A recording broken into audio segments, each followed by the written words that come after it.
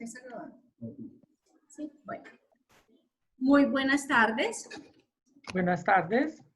Muchas gracias. Bueno, mi nombre es Marcela Valle, para quienes no me conocen. Soy abogada especialista en Derecho Comercial y Derecho Privado.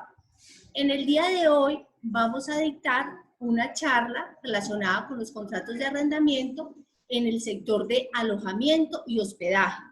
Vamos a dividirlo en una temática donde inicialmente les vamos a explicar de una manera sucinta las grandes diferencias que puede tener un contrato de arrendamiento y un contrato de prestación de servicios turísticos. Regálenme un momento.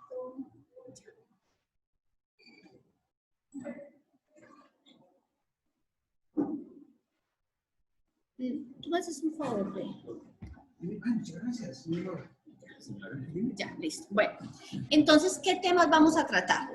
Primero, lo relacionado con el hecho antecedente, cuál fue el hecho genitor por el que se va a dictar esta charla, las modalidades de contrato.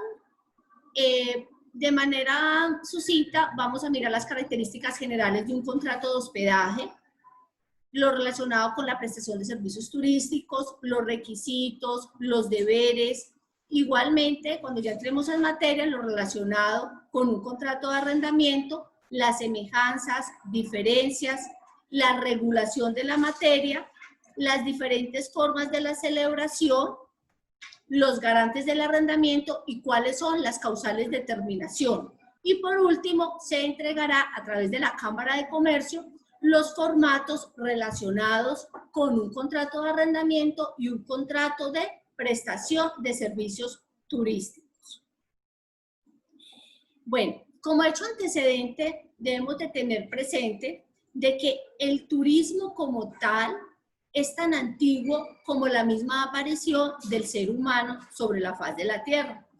Si recordamos, inicialmente, nuestros antepasados eran nómadas, es decir, que veían la necesidad de trasladarse de un lugar a otro en búsqueda de alimento, de mejores territorios, inclusive lo hicieron hasta por religiosidad. Por ejemplo, en lo que es Norteamérica, México, todo este sector buscaban a su Dios y se dirigían hacia Chichén Itzá. Lo que ya es Suramérica, pues igualmente hacían las grandes cruzadas, procesiones para llegar al Machu Picchu. Entonces, el viajar, el conocer nuevas culturas, es algo que va intrínseco de la mano con la misma formación del ser humano. Ya a partir del siglo XVIII, con la Revolución Industrial, es que realmente ya apareció como tal el turismo como industria. Y ya dio la formación a mirar no solamente la parte de hospedaje, sino ya también de parques temáticos y en general empezar a explotar de una manera profesional el turismo. Con ocasión del COVID, no podemos pensar que ya todos los seres humanos vamos a seguir siendo los mismos. Y el turismo no fue ajeno a que inmediatamente sufrió una transformación. Aunque no me gusta la palabra reinventarse, pero realmente surgió unos cambios donde empezamos a mirar en el sector turismo que había una demanda por los servicios, pero ya no tal como para quedarse en 5 días o 10 días o para hacer algo de tránsito, sino que por el contrario se buscaba de que ya quisieran estar una cuarentena, es decir, 40 días o un mes o inclusive periodos superiores. Ahí es donde nace la necesidad de dictar esta charla, porque algunos operadores turísticos, de manera inconsciente, pensando que siguen desarrollando su misma actividad, la transformaron a contratos de arrendamiento, trayendo unas consecuencias que a continuación ya pasaremos a explicarles.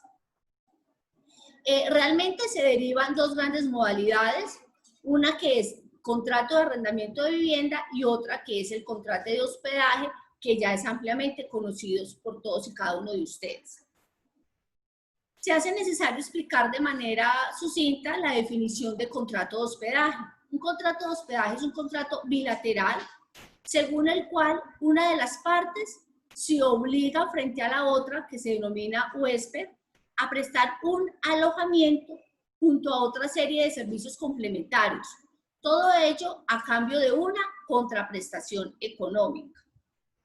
El contrato de prestación de servicios turísticos lo encontramos tipificado en el decreto 2590 del 2009 del Ministerio de Comercio, Industria y Turismo. Se hace muy necesario citar el artículo primero, dado de que el artículo primero es el que nos marca el derrotero, para que ustedes tengan el pleno conocimiento de en qué momento están pasando la raya de prestación de servicios a un contrato de arrendamiento.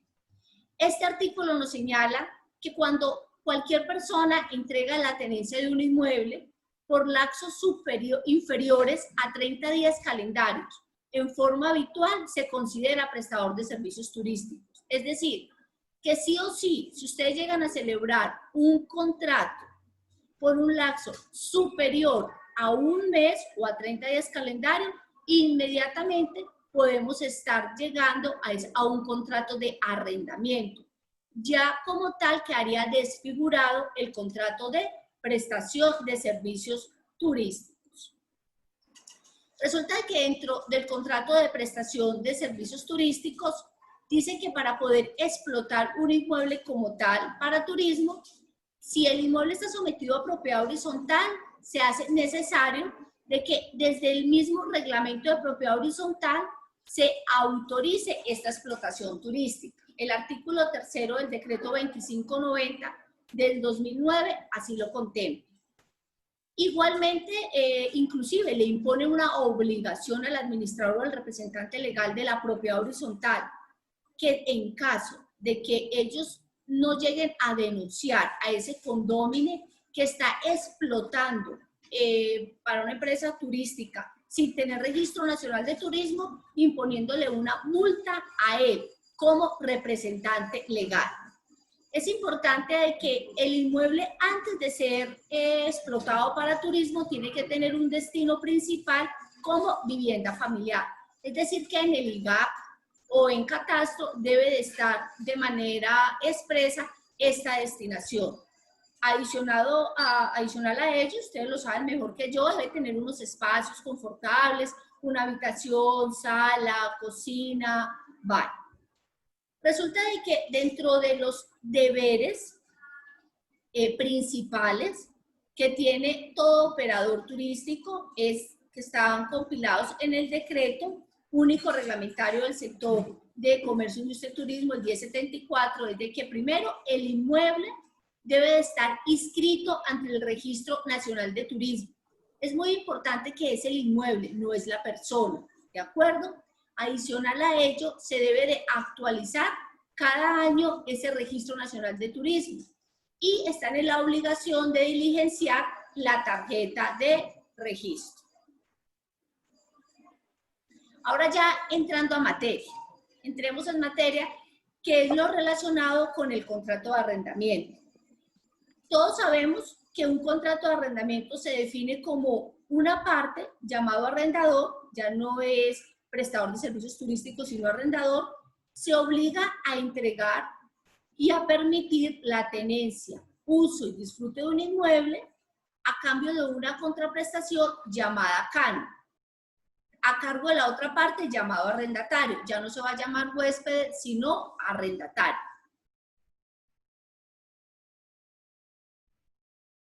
Vamos a encontrar semejanzas entre el contrato de prestación de servicios turísticos con el contrato de arrendamiento. Veamos. La primera es que se trata de un contrato bilateral, es decir, existen dos partes, llámese arrendador, arrendatario, operador turístico o prestador de servicios turísticos, y huésped. Es un contrato oneroso porque en los dos existe una contraprestación económica a cambio de un servicio o a cambio de un alojamiento. Es un contrato conmutativo porque lo que se busca es que haya una equivalencia entre el servicio o el alojamiento y el dinero a pagar. Tienen algo muy en común y es que permiten albergar a una familia, a una persona en un sitio.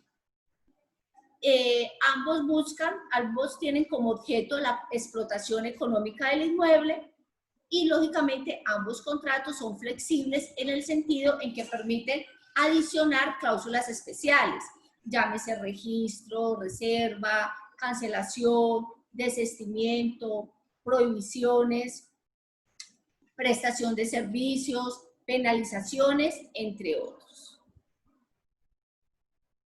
Bueno, ahora sí vamos a ver las diferencias. Resulta de que el contrato de hospedaje es responsable de IVA, el contrato de arrendamiento no lo es.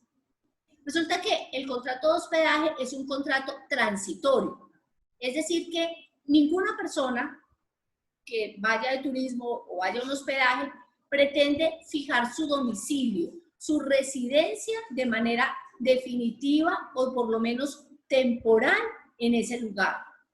A contrario sensu del contrato de arrendamiento, donde sí se busca una temporalidad, es decir, que las personas se establezcan en un lugar.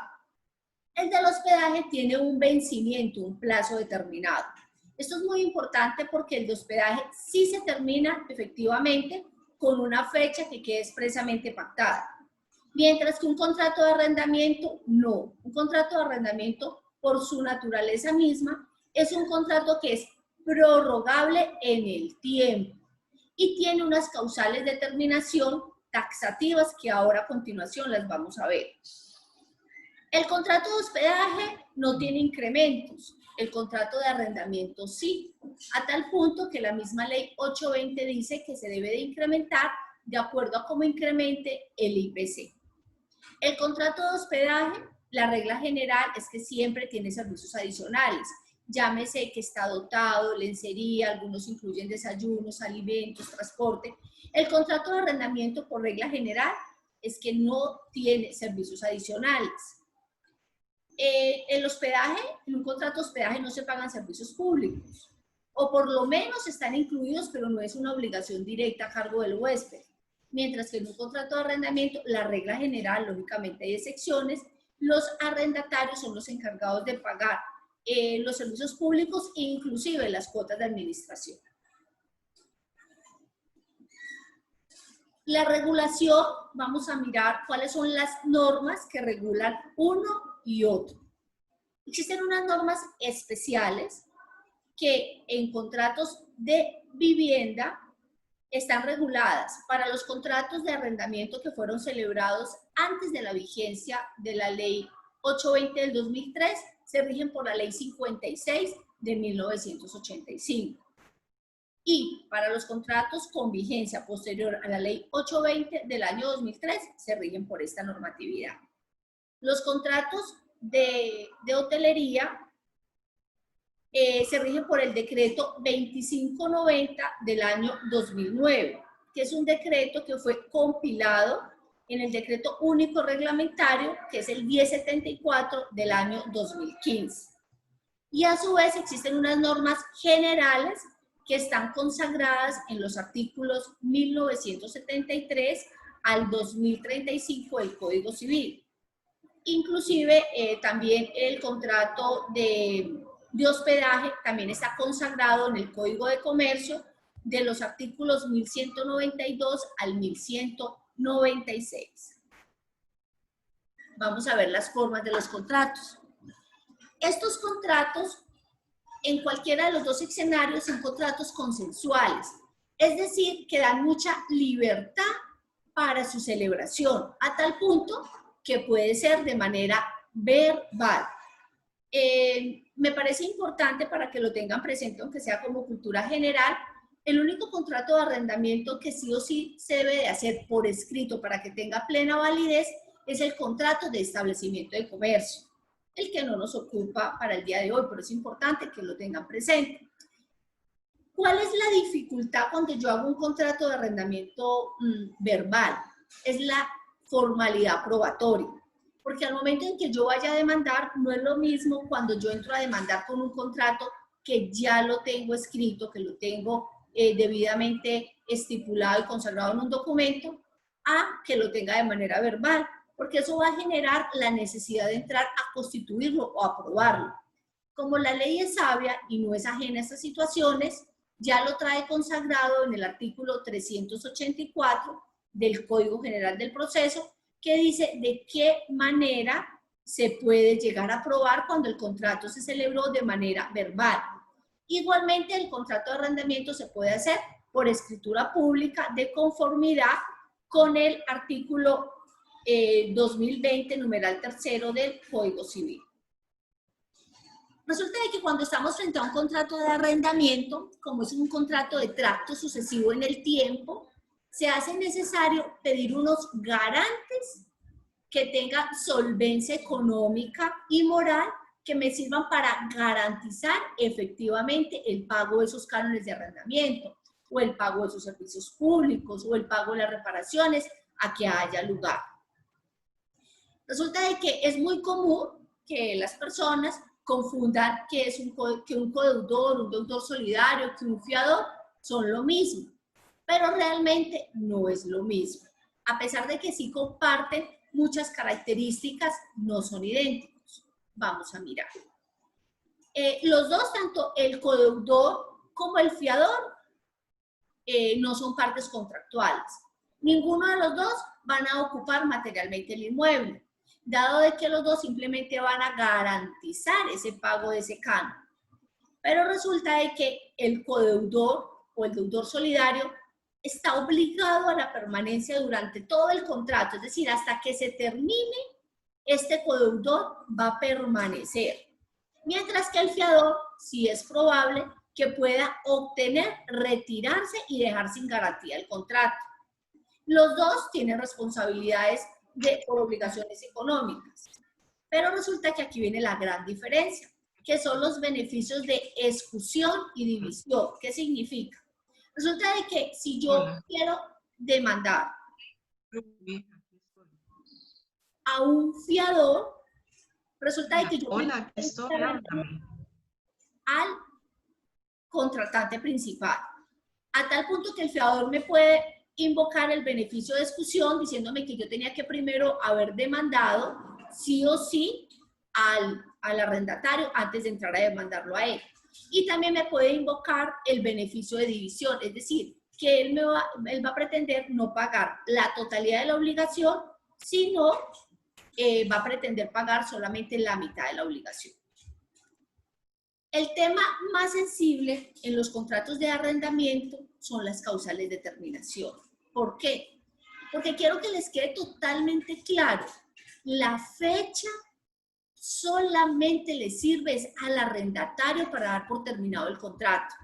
Es decir, que aunque ustedes pongan en el contrato de arrendamiento que el contrato sí o sí solamente se va a celebrar por 2 meses, ¿de acuerdo? Eso no es cierto. ¿Por qué? Porque esa fecha solo le sirve. El arrendatario no puede entregar en cualquier momento, pero sí puede entregar a los 2 meses. Mientras que el arrendador no le puede pretender dar por terminado el contrato porque llegaron los 2 meses o llegó el término. ¿De acuerdo? Entonces resulta de que para dar por terminado un contrato de arrendamiento, que es la parte más sensible, le repito, solamente se puede dar en 2 eventos. De mutuo acuerdo, que todos lo sabemos, que es cuando las 2 partes se ponen de acuerdo, que puede ser de manera expresa o tácita. O también hay una regla general, porque la ley también protege únicamente es al contratante cumplido. Es decir, si el arrendatario es un contratante incumplido, ahí sí perfectamente es una de las causales para dar por terminado el contrato. Pero no podemos desconocer de que iniciamos un proceso y al otro día vamos a poder pretender tener el inmueble desocupado, dado de que un proceso de restitución se puede estar demorando en términos normales entre 6 meses y 1 año. Resulta de que ese incumplimiento es total o es parcial. A ningún acreedor, a ningún arrendador lo puedes obligar a recibir parcialmente el canon de arrendamiento, dado de que el arrendatario está en la obligación de pagar, es la totalidad del canon de arrendamiento, en las fechas y en los términos contemplados en el contrato. Es importante que tengamos en cuenta acá esta diapositiva donde están consagradas las causales para dar por terminado el contrato del arrendatario y el arrendador. Resulta de que si ustedes observan, el arrendatario sí puede dar por terminado el contrato por vencimiento del término. El arrendador no. Resulta que el arrendatario puede dar por terminado en 3 eventos. Cuando el arrendador incumple, cuando de manera unilateral dice yo lo voy a dar por terminado y asumo la indemnización, o por vencimiento del término. A contrario censo del arrendador. El arrendador solamente lo puede dar, primero, cuando el arrendatario incumple, ¿de acuerdo? Segundo, que es una restitución especial, que es cuando el inmueble amenaza ruina, o sea, ya está desocupado, el arrendatario lo abandonó, amenaza ruina y de manera anticipada uno le solicita al juez que antes de dictar sentencia le ruega se sirva a anticipar la entrega del inmueble. Eso es lo que se llama una restitución especial. Y también el arrendador puede dar la terminación unilateral, pero sí o sí debe de indemnizar al arrendatario. Veamos. Resulta de que, a ver, la oportunidad que tiene ese arrendador para dar por terminado el contrato tampoco es en cualquier época. Debe de ser durante las prórrogas. Debe de cumplir con un requisito de la esencia, que es hacer el desahucio con 3 meses de anticipación. Lo debe de hacer por escrito, de conformidad con la ley 820 del 2003, debe de ser comunicado por el servicio postal autorizado, debe de pagar o consignar la caución, la indemnización en el Banco Agrario a órdenes de la Secretaría de Gobierno para garantizar que si efectivamente el arrendatario entregó el inmueble dentro de los 3 meses siguientes, tiene derecho a reclamar esa indemnización. Pero si el arrendatario no entregó el inmueble, pues pierde la indemnización, se la devuelven al arrendador y se puede iniciar de manera inmediata ese proceso de restitución. Es importante tener presente que dentro de los derechos constitucionales se tiene el dar vivienda, pero no es vivienda gratis. Por eso es que si observan la ley 820, que es la ley de contratos de arrendamiento, es una ley muy intervenida, donde el arrendador tiene que limitarse cuánto va a ser el incremento, cuándo lo puede hacer, en qué casos, porque lo que quiere el Estado colombiano, que es un Estado social de derecho, es poder garantizar como una estabilidad de ese arrendatario en ese lugar. Entonces resulta de que si el arrendatario lleva más de 4 años en el inmueble, la indemnización se reduce a la mitad, es decir, a 1,5 cánones. Pero si el arrendatario lleva menos de 4 años, la indemnización son 3 cánones de arrendamiento. ¿De acuerdo?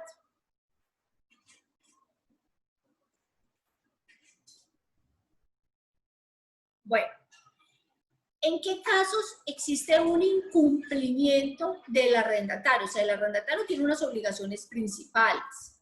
¿Cuáles son?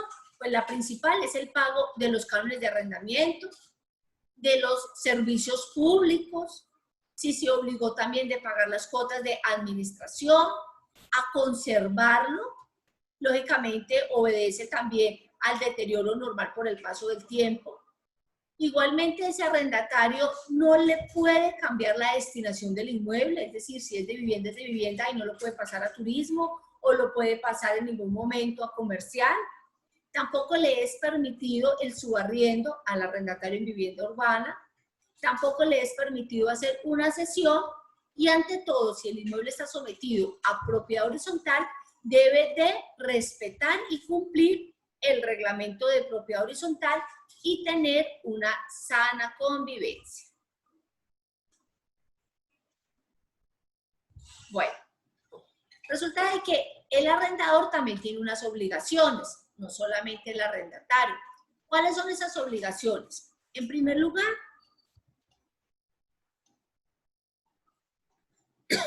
entregar el inmueble. Es decir, entregarlo en buen estado, tratar de conservarlo para que el inmueble preste el servicio para el cual le fue arrendado. Debe de garantizar una tenencia tranquila, es decir, abstenerse de escándalos, protegerle de que ninguna persona le vaya a impedir una sana convivencia en tal inmueble a su arrendatario. Si el arrendador se comprometió al pago de los emolumentos correspondientes al servicio público, también lo debe de hacer. Igualmente de pagar las cuotas de administración si se obligó a ello. Bueno, ya finalmente, a través de la Cámara de Comercio, les estarán haciendo llegar dos formatos. Uno relacionado con un modelo a seguir de contratos de arrendamiento para quienes pretendan arrendar por un mes o más tiempo. Y un segundo formato que es el de la prestación de servicios turísticos. No podemos olvidar que simplemente es un modelo que permite prever aspectos claves dentro del contrato. Es importante que ustedes tengan claro qué tipo de contrato, el uso diferenciador. ¿Cuál es el uso diferenciador? Les repito, que si se hace a más de un mes, inmediatamente sería un contrato de arrendamiento. Si se hace a un término inferior a un mes, pues estamos ante un contrato de prestación de servicios turísticos. Entonces, bien puede, ahora sí estamos atentos a poderle responder todas y cada una de las inquietudes y preguntas que ustedes tengan.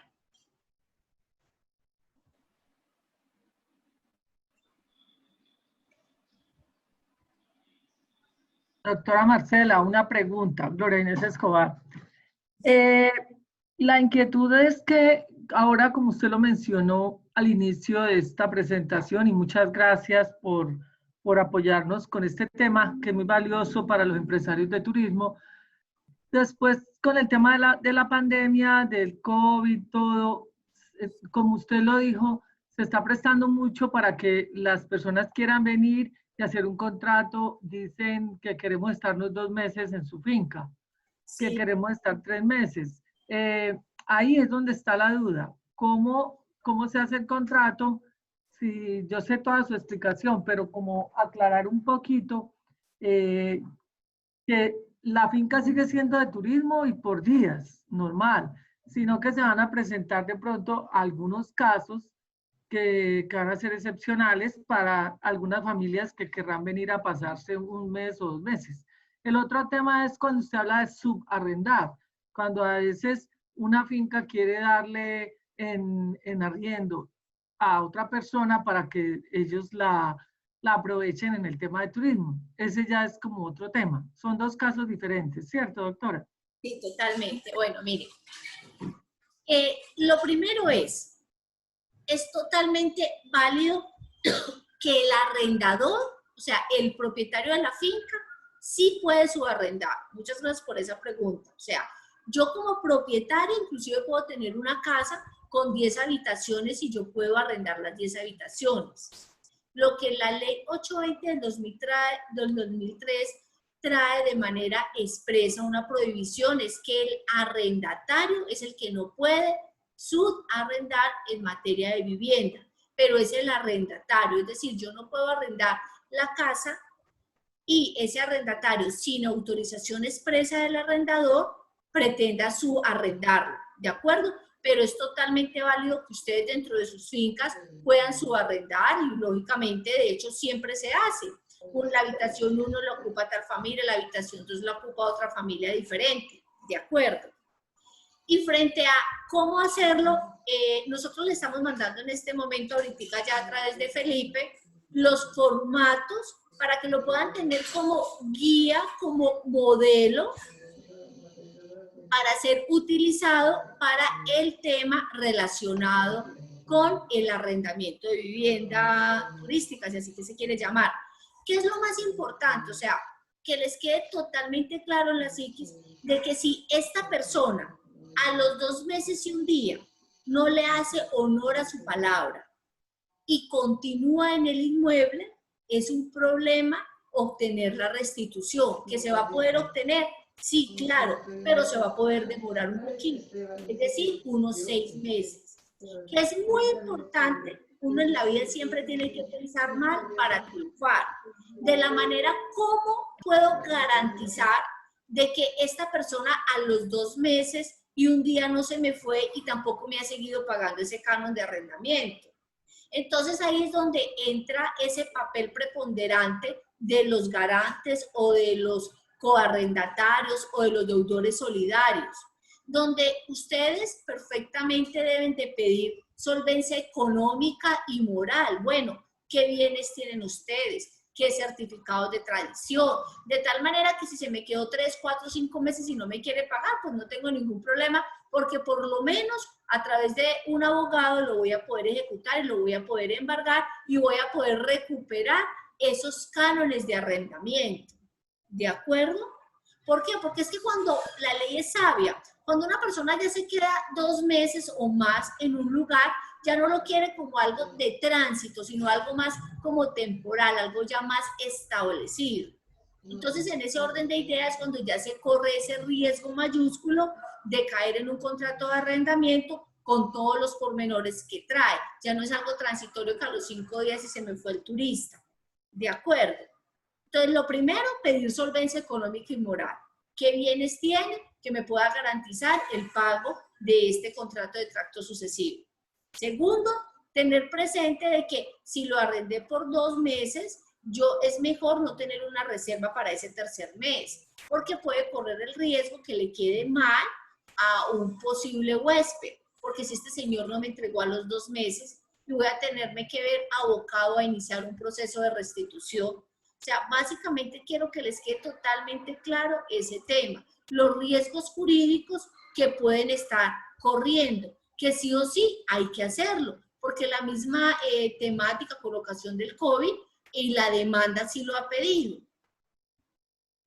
No sé si le quedó claro qué otra inquietud tiene para absolverlo.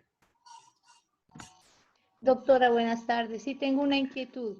En cuestión de, por ejemplo, al tratar de arrendar una cabaña o un chalet que se lo tenía por turístico, pero si una persona pide irse a vivir, por ejemplo, un año, las tarifas tendrían que acomodarse al bien inmueble, pues porque turísticamente son mucho más elevadas, pero ya al ser ya por un tiempo prolongado, estas tarifas tendrían que sí, que acomodarse como a un bien inmueble común y corriente, o se podría dejar como un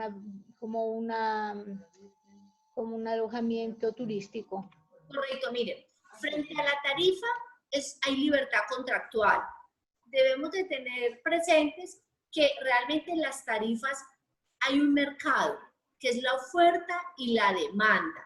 Los que nos entran a decir qué tarifa debo de poner, qué tarifa debo de cobrar, ¿de acuerdo? Pero eso no lo da, es el mismo mercado, es la misma demanda, donde usted dice, voy a colocar tal tarifa, lógicamente no es lo mismo cuando yo arriendo para 5 días o cuando le permito al huésped mejor y celebro un contrato de prestación de servicios por 5 días o por 10 a un contrato de arrendamiento que es por 2 o por 3 meses.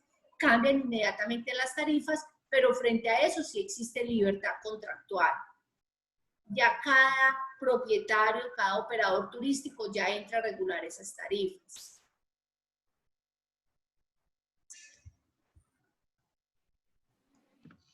Muchas gracias, doctora, muy amable. Es con mucho cariño, para eso estamos. ¿Qué otra pregunta? No sé si alguien quiere preguntar algo más. Hola. Hola. Buen día, doctora Balleni Felipe. Buenas tardes. Hola, Beatriz. Nosotros tenemos 20 habitaciones en un alojamiento turístico rural en Pueblo Tapao. Quisiéramos tener un porcentaje de habitaciones para alojamiento por días. Entonces, de acuerdo a lo que tú decías, contrato prestación de servicios turísticos. Sí. Pero el otro 50% quisiéramos arrendarlo por meses para un target especial. Considerábamos que pues definitivamente había que hacer algunos cambios desde el punto de vista de registro mercantil, pero ahorita pues quedamos como más asustados porque pues la señal estaba muy mala, pero creía haber escuchado que no se podían las dos posibilidades. Bueno, esa sería la primera pregunta, o no sé si quede clara. Y la segunda sería desde el punto de vista tributario, si pues se habrían algunos cambios. Digamos, nosotros en este momento somos régimen simplificado, pero entonces no sé si cambiarían también esas condiciones. Bueno, muchas gracias. Sí, mire, sí se pueden las dos. O sea, perfectamente el inmueble puede tener una doble destinación, no hay ningún problema. De hecho, se puede hasta mixto. Un pedacito ser comercial, un local para colocar, no sé, un supermercado, venta de productos. Otro puede ser perfectamente para ser desarrollado para turismo y otro puede ser perfectamente un contrato de arrendamiento. O sea, es totalmente válido que en un mismo escenario haya concurrencia de contratos. O sea, el uno no anula el otro, ¿de acuerdo? A tal punto que igualmente si las necesidades, un ejemplo, se terminó hoy un contrato de arrendamiento por 2 meses, yo voy a seguir utilizando el mismo escenario para seguirlo arrendando como veníamos haciendo con un contrato de prestación de servicios turísticos. O sea, no es óbice para no poder explotar el inmueble con diferentes plataformas. Ahora bien, frente a la parte tributaria, hay que tener presente que antes el contrario, tratando en materia de arrendamiento es un poquito más flexible porque allí no se asume el pago del IVA. En contratos de prestación de servicios turísticos sí hay IVA. Sin embargo, ya la parte tributaria como tal, pues no tengo en este momento los conocimientos, dado que no soy contadora, tampoco pudiera dárselos para resolver la parte tributaria. Muchas gracias. A usted. Glorita, no sé si de pronto haya alguna pregunta adicional por parte de los asistentes. Y si no, pues de todas maneras, al correo de todo le vamos a compartir los dos modelos que la doctora Marcela Ballén citaba, uno para contrato de arrendamiento y otro para contrato de prestación de servicios turísticos, según escuché en la intervención de la doctora. No sé si hay alguna pregunta más que podamos aprovechar a la doctora Marcela Ballén, si no, pues dar por terminada la Perdón, intervención. buenas tardes. Buenas tardes, yo entré un poquito tarde, pero quiero preguntar sobre los pasadías. No sé si lo habrán hablado sobre los pasadías.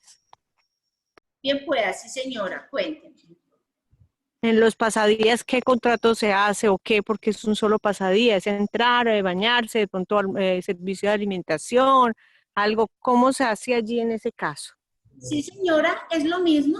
Es un contrato de prestación de servicios turísticos donde usted debe de quedar y delimitar muy claro lo que es el objeto, ¿de acuerdo? Entonces, un ejemplo, si va a dar un refrigerio, si va a dar unas onzas, si va a dar un desayuno, un almuerzo, si va a incluir alguna recreación o una caminata, entonces que quede totalmente delimitado, pero es un contrato de prestación de servicios, común y corriente turísticos. Y ya si usted le va a incluir alojamiento, pues le incluye dentro del objeto que va a incluir también alojamiento.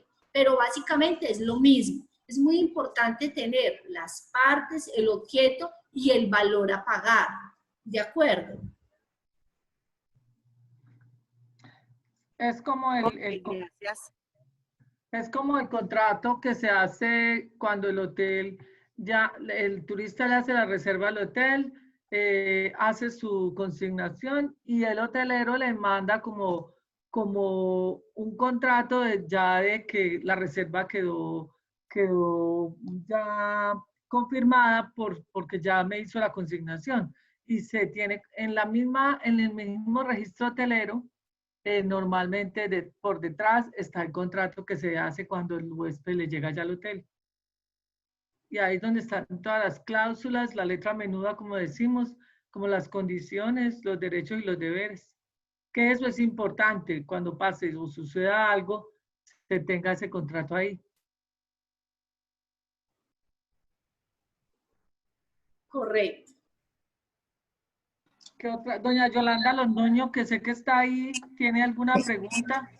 Porque prácticamente esta capacitación la solicitó doña Yolanda para todos los empresarios de turismo, porque ella pues ha escuchado con sus colegas que algunos han tenido dudas en ese tema de los contratos. Gracias, Glorita. Buenas tardes, doctora Marcela y Felipe. La verdad es que la solicitud se debe a experiencias post-terremoto, donde pues a mí me impactó muchísimo conocer que ahora la gente quiere tomar en arrendamiento temporalmente, pero por un tiempo superior a un mes, como lo explicaba la doctora Ballén, porque después del terremoto hubo una experiencia muy dolorosa y fue que una empresa pequeña que tuvo daños en su estructura consiguió una finca y ellos se establecieron allá. El propietario no suscribió ningún contrato de arrendamiento y yo creo que tuvieron que gastar en el proceso para sacar a la familia que estaba ya posesionada mucho más de lo que les pagaron. Entonces, a mí me parece fundamental lo del contrato y con todas las especificaciones que la doctora Ballén nos da, porque pues, se puede presentar deterioros en el establecimiento, se pueden presentar abusos de que ellos, sin tener en cuenta el propietario del alojamiento o de la vivienda, lo utilicen para subarrendar, copen la capacidad o superen la capacidad de ocupación de la finca. Y pues los deterioros, nosotros tenemos un sistema sanitario muy básico, pues tenemos unos pozos sépticos que si se abusa de ellos vamos a tener unos daños que van a costar un dinero grande. Entonces me parece que este tema es fundamental, pues es agradecerle a la Cámara, a Glorita, a Felipe, al doctor Estrada, a todos los que, y a Marcela, porque me parece, es una lástima que habiéndole recordado no haya tanta gente como esperamos, pero por lo menos la Cámara va a disponer de ese par de formatos de contratos y nos pueden servir para por lo menos hacer, llenando las condiciones y acogiéndonos a ellos, nos puede servir para no equivocarnos tan básicamente en la entrega de una propiedad. Yo creo que esto lo debíamos haber hecho antes, pero yo creo que nunca es tarde y que a partir de ahora vamos a tener en cuenta mucho más detalles. Le ponemos poco interés cuando la gente en el check-in diligencia el documento, el contrato de hospedaje, olvidándonos que ese es el único documento que tenemos para demostrar a la compañía de seguros cuando hay un accidente, cuando hay, pues cuando ha pasado, hemos tenido algún siniestro, pues el único documento legal es ese, que está firmado, que tiene las condiciones del contrato de qué estábamos entregando y por qué estaban ellos en el establecimiento. Entonces me parece que no podemos seguir siendo tan folclóricos de no diligenciarlo con todo el cuidado, con toda la precaución, de tomar a la carrera y a la ligera eso. Y por eso fue por lo que solicitamos esto, que desafortunadamente yo creo que ha habido bastantes capacitaciones, pero para mí este era fundamental. Anticipadamente, doctora, muchas gracias por la preparación de ese tema tan bien ilustrado y por ese aporte que nos va a hacer del par de formatos de contrato. Muchas gracias. Doctora Ballén. Doctora, hay un par de preguntas aquí en el chat. Nos pregunta desde el Carrera Agroturismo, ¿el contrato se hace con la agencia de viajes o el cliente final?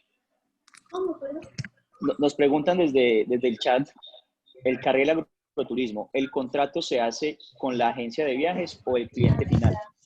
El contrato de arrendamiento. Ya, espérate, el micrófono. Ay, auxilio. Ven, Felipe, el micrófono me perdió. Sí, te estamos escuchando. Ya lo vi, listo, sí. No, mire, el contrato de arrendamiento, esa es una muy buena pregunta. La deben de hacer es con el arrendatario. Porque, mira, resulta que para que haya contrato de arrendamiento tiene que estar debidamente suscrito por quien esté usando y gozando el inmueble. ¿Por qué vamos a pensar mal para triunfar? Si sale la sentencia y dice, se ordena la restitución de fulanito de tal, es a ese fulanito de tal a quien uno le va a hacer el lanzamiento o la restitución. Pero si la sentencia sale en contra de un tercero que no está usando y gozando el inmueble, es como si no hubiéramos hecho nada. es como si no hubiera contrato. Entonces, por eso es muy importante hacer el contrato para que la supremacía del contrato en realidad se vea con las partes que son y los que realmente vayan a usar y gozar el inmueble. Yo tengo una pregunta. Buenas tardes. Buenas tardes. Yo soy John Fonseca de Finlandia. Yo tengo una propuesta de una agencia de turismo de alquilarme la finca para ellos traer la gente y ellos mismos atenderlos acá. O sea que me ofrecen es un contrato de arrendamiento la agencia. Digamos, ¿cómo me protegería yo en ese caso de si algo llegase a pasar con las personas que están acá hospedadas por ellos? ¿Y cómo me protegería yo en el contrato con ellos? Sí, mira. Ahí lo primero es mirar la solvencia económica. Es muy importante porque uno siempre busca detrás del inmueble hay una explotación económica. Entonces es importante que usted le pida la solvencia económica y moral a esa agencia. Es decir, qué inmuebles tiene, qué certificados de tradición, si le puede pedir extractos bancarios, para que usted vea y observe y tenga en cuenta que esa agencia sí tiene el flujo de caja para respaldarle para respaldarle el pago de esos cánones de arrendamiento. ¿De acuerdo? Ese es frente a un tema de liquidez. Ahora bien, frente al tema de la explotación, como la agencia ya va a querer es poder seguir explotándolo económicamente, yo en vez de denominarlo contrato de arrendamiento, porque realmente no va a ser un contrato de arrendamiento porque la agencia no va a ir a vivir y a usar y a gozar, yo lo denominaría más bien contrato de prestación de servicios turísticos, donde usted le va a prestar y esta agencia a su vez va a quedar autorizada para explotar el inmueble económicamente. Si usted quiere, igualmente para todos y cada uno de los que están escuchando a través de la clínica empresarial de la Cámara de Comercio, estaríamos atentos para prestarles cualquier inquietud, cualquier duda, absolverles que tengan relacionados con este tema o cualquier tema de tipo mercantil. Doctora Marcela, muchas gracias. Una última pregunta que nos hacen acá en el chat. Gracias. Yo creo que tiene algo de similitud. En el caso de Airbnb y Booking, quien asume las obligaciones en el contrato de hospedaje ante el incumplimiento de cualquiera de las partes es el operador o el propietario. Yo creo que tiene algo de similitud con la anterior. En el caso de Airbnb y Booking, que son plataformas de aterrizaje por las cuales llegan pues digamos los huéspedes, ¿quién asume las obligaciones del contrato de hospedaje? En este caso, ¿el operador o el propietario? Yo digo que existe una solidaridad entre los dos. Yo digo que ninguno de los dos se pueden salvar de responsabilidad. Inicialmente sería la entidad que entró a contratar y ya habría que mirar la calidad y el tipo de contrato que tiene celebrado con el operador turístico, ¿de acuerdo? Igualmente ese huésped, si hizo un daño, es totalmente válido que debe de entrar a responder. Existe una solidaridad frente a ese daño o frente al perjuicio que llegue a causar. Entonces hay solidaridad de los dos. Perfecto. Y por eso es el operador.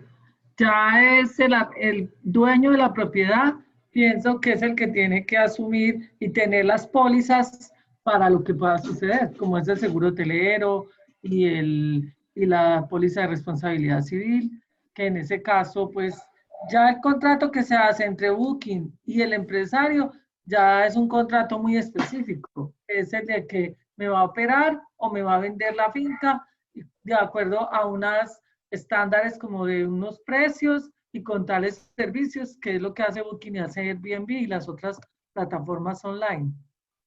Así es, ¿cierto, doctora? Sí, así es. Y lógicamente estas también pueden repetir por daños, inclusive hasta la misma aseguradora pudiera llegar a repetir por los daños y por los valores. Todo depende ya del contrato específico que tengan con cada una de estas entidades. ¿Listo? No Muchas sé, gracias, doctora Marcela. doctora. A ustedes. Perdón. Gracias. Tenemos una está pidiendo persona la que nos está palabra. pidiendo. Sí, doctora Marcela, soy Marta Elena Duque. Me place saludarla. Quería preguntarle una cosita. Ahora quizás yo pude ingresar tarde a la conferencia, pero mi inquietud es la siguiente. Si en un contrato de arrendamiento de un mes de 1 o 2 meses, entonces, ¿cuál va a ser el plazo del preaviso? ¿Qué pasa si esa persona al mes o a los 2 meses no se va a ir y tendría que otorgarle los 3 meses que dice la ley? Ya, mire, quiero que tenga presente algo. El arrendador no puede dar por terminado el contrato por expiración del término, excepto que pague una indemnización. ¿De acuerdo? Y este arrendatario sí tiene el término que diga, cuando es inferior a 3 meses, es el término que diga el contrato de arrendamiento, que generalmente es con 1 mes de anticipación. Dado de que de conformidad con la ley 820 del 2003, habla de que el desahucio se debe de hacer es con 3 meses, pero cuando es inferior a este término ya es el término que diga el contrato de arrendamiento. O sea, si es por 1 mes, al mes se debe ir y ya. Correcto, pero que No es hay lo que preaviso. sucede. Resulta de que si no se fue, se entiende que está prorrogado por otro mes. Ah, ya. Está prorrogado y prorrogado por otro mes. Ya es que se pongan de acuerdo las partes, o sea. Especiales dentro del contrato de arrendamiento. ¿Con cuántos días o con cuántos meses de anticipado va eso? Para dar por terminado el contrato. Es decir, que está Y otra pregunta que tengo, que se me había olvidado decírsela, que yo sé que puede suceder, ejemplo, tienen una finca que es capacidad para 12 personas, pero se acercan y dicen, somos 5, vamos a tomar la finca por 1 mes o 2 meses, 1 mes, pongámosle, y somos 5. Pero en el transcurso de los días se puede ver que se van los 12, hasta a veces muchas más personas a quedarse y van a utilizar la finca por ese mes 12 personas, que no es lo mismo. Entonces el arrendatario tiene que quedar callado. ¿Qué puede hacer ahí? Señor, ahí existe un incumplimiento. Felipe, existe un incumplimiento contractual. O sea, no podemos olvidar que la ley protege al contratante cumplido. Y no es lo mismo que el inmueble lo estén usando y gozando 5 personas a 10 personas. O también no es lo mismo que cedan el contrato a un tercero. O no es lo mismo que esa persona también esté subarrendando. Diga que simplemente quiero, es para una cuarentena de 40 días o de 2 meses, de acuerdo, que es para mi familia y mentiras que lo está explotando para turismo. Entonces, en ese momento desnaturaliza el contrato y se genera un incumplimiento, habiendo lugar al cobro de la indemnización de perjuicios, de las penalidades. Muy bien, muchas gracias. Bueno, señora, es muy importante en el contrato indicar el objeto, es decir, es inmueble para tantas personas, para evitar esos temas, esos casos. Claro, porque en el alquiler normal de turismo, pues eso sí se tiene claro, el alquilo para 5, para 4, pero cuando uno ya ahora empezó la modalidad del mes o el 2 meses, así, pues se fueron y el arrendatario, pues el dueño de la finca no va a estar todo el tiempo allá, entonces ni se va a dar cuenta, pero en algún momento alguien le dice, no, es que llegaron fue 12, o la señora que está ahí cuidando, o el casero, entonces ya ahí empieza como un problema. Entonces claro, es mejor tener claridad cuando se haga ese contrato. Así es. Perdón, Glorita, yo pienso que se debe tener hacer mucha claridad con él, porque yo pienso que en el contrato de arrendamiento debe hacer parte un listado de las personas, porque el único documento que nosotros tenemos ante la compañía de seguros para una reclamación en el caso de un accidente o de algún siniestro es ese documento. Entonces, en el momento del contrato hay que detallar qué personas son las que van a estar en la finca y siempre apoyarse uno en que ese es el documento para la compañía de seguros en el caso de un siniestro. Claro, totalmente. Porque de otra manera uno no puede, porque ellos pueden rotar la gente, llegar con unos, sacar unos y aumentarle 3 o 4 y rotan la gente, entonces le hacen a uno es un gol violento, porque eso ha sucedido. De todas maneras, yo creo que si nos apoyamos en la identificación de la gente y en la relación bien puntual de la gente con su documento de identidad como se hace en el momento del check-in. Yo creo que eso nos puede salvar un poquito. Sí, es verdad, doña Yolanda, tiene razón. Perdón, una última pregunta, qué pena, doctora. Muchas gracias por la presentación, excelente tema. Tengo una duda, el tema de los contratos verbales, ¿hasta qué punto son válidos? Es decir, yo puedo hacer un contrato verbal por 6 meses, por 1 mes, por 8 días. El contrato de alojamiento turístico es verbal. Básicamente son muy pocos los casos en los que uno hace una reserva con un contrato, excepto el caso en que son 8 días, uno hace un contrato y las condiciones van estipuladas allí. Pero digamos, si son más de 2 meses y no hay contrato escrito, ¿también tiene validez el contrato verbal? Qué pena y muchas gracias. Sí, efectivamente la ley lo tiene consagrado y dice que como estamos frente a un contrato que no es solemne, es consensual, es decir, que hay libertad contractual, se puede hacer de manera verbal. De hecho, lo que usted dice es cierto. Generalmente en nuestro país, como todo se maneja de una manera muy doméstica, los contratos, una gran mayoría, los celebran de manera verbal y son válidos. Lo que pasa es que el contrato verbal va a traer dificultades. Por ejemplo, algo tan importante como decía ahora la señora Yolanda, y es que usted cómo le va a probar al juez si fue verbal que el inmueble solamente lo había arrendado para 3 personas y no para 15. Mientras que lo que no está escrito no es de este mundo, entonces puede generar dificultades mayores. Sin embargo, es totalmente válido, a tal punto que el Código General del Proceso dice que uno puede probar un contrato de arrendamiento a través de declaraciones extrajuicio. Es decir, a través de testigos, yo puedo probar ese contrato de arrendamiento que no está por escrito en un documento y es totalmente válido. El que no es válido es el contrato de arrendamiento de establecimiento de comercio, que ya es diferente. Muchas gracias. A usted, con mucho gusto. Muy bien. No sé si haya más preguntas, pero me parece excelente toda esta aclaración. Doctora Ballén, le agradezco muchísimo. Hay una pregunta, una última pregunta, perdón. Sí, claro.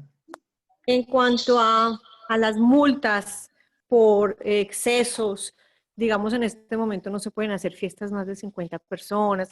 En caso de que se dé una fiesta, un escándalo, algo, ¿la multa va para el propietario o directamente al arrendatario? Sí, mire, resulta de que ese tema ya lo regula el Código de Policía, porque el Código de Policía es el encargado de velar por la sana convivencia. En principio, esa sanción, esa multa es para el arrendatario. ¿Por qué? Porque en Colombia el derecho penal, el derecho sancionatorio es intuite persona, es decir, se castiga al infractor, no al propietario. Entonces, en principio, esa multa, esa sanción va a ser para el arrendatario infractor, no para el arrendador. Excelente este espacio, doctora Marcela. A todos reiterar el agradecimiento por la participación. Recordarles que desde la Clínica Empresarial de la Cámara de Comercio estamos dispuestos a acompañarlos en los diferentes procesos que requieran de asesorías jurídicas, en este caso con la doctora Marcela Ballén y el doctor Eduardo, asesorías en temas financieros y tributarios y acompañamiento en la implementación de los protocolos de bioseguridad. Reitero, la comunicación la pueden hacer a través del correo clínicaempresarial@camararmenia.org.co y al teléfono 317-400-7145. Aquí ya los tenemos en el chat para que por favor los tengan presentes si quieren hacer alguna solicitud en especial. Por otro lado, agradecerle a la doctora Marcela Ballén, a Gloria Inés, por convocarlos a ustedes y por su puntualidad. La doctora Marcela Ballén, infinitas gracias y de nuevo, feliz tarde para todos. Muchísimas gracias por el espacio. Lo mismo. Muchas gracias, doctora, y a todas las personas que asistieron. Gracias, doctora Ballén, por la invitación. Igualmente, felicitaciones y muchas gracias. Muy atentos. Ya por medio de Gloria Inés les hacemos extensivo los 2 formatos que generamos el compromiso. ¿Listo? Buenísimo. Muchas gracias. Listo. Chao a todos. Feliz Gracias. tarde para todos. Chao, chao. Muchas gracias. Gracias.